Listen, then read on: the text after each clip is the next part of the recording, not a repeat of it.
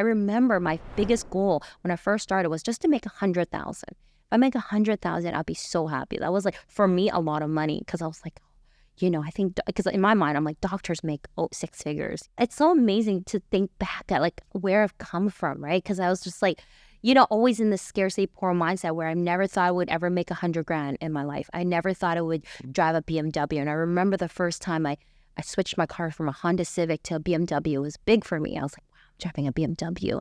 But the biggest pivotal step was probably my 5th year of my career. I went from doing 10 to 20 deals to doing like 63 deals that year, making like close to... By yourself? By myself. I had $800,000 that year. And I had one... Wait. Yeah. $800,000? Yeah. So you went from making less than 100,000 to making 800,000 the next year. Yeah. Wow. You know what I'm really interested in? Mm-hmm. I want to know what changed you here. Did you hire a coach? Did you have a conversation with someone? Did you look in the mirror one day and decided to change? What led to you? Because it's not just, I left the group. When we look back, we define the stages of our life is in such an easier way, right? And that happened, and that happened, and that happened. But at that moment, before that 4th year, what was happening? What was cooking? A lot was cooking. My biggest belief, I had this quote that I lived by for the longest time, and even now, is whatever the mind can conceive and believe it can achieve.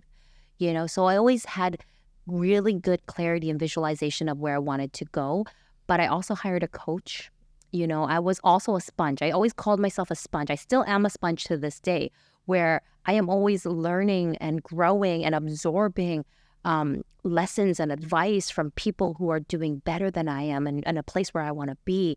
And so I remember the first 4 years, I looked at so many different coaches. I looked at almost like 4 or 5 different coaches. I went to different conferences. I always asked a lot of questions. I always surrounded myself with people who are doing better than me, especially realtors. And I was just a complete sponge. And it's always that compounding effect. So sometimes you're doing I call it the compounding effect, because every day you're doing daily monotonous things that you don't realize, like you're going to the gym every day, but you're not seeing the weight come off immediately, right? Because we live in a society with immediate gratification nowadays. But at that time, I was doing activities that was helping me progress.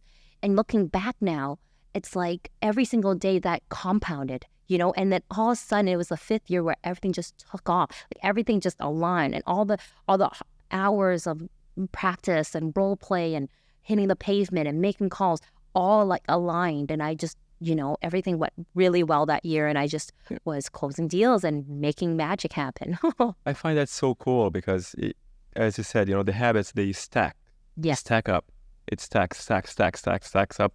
And all of a sudden you're ready, and your success is pretty much flat, going up by 5%, 10%.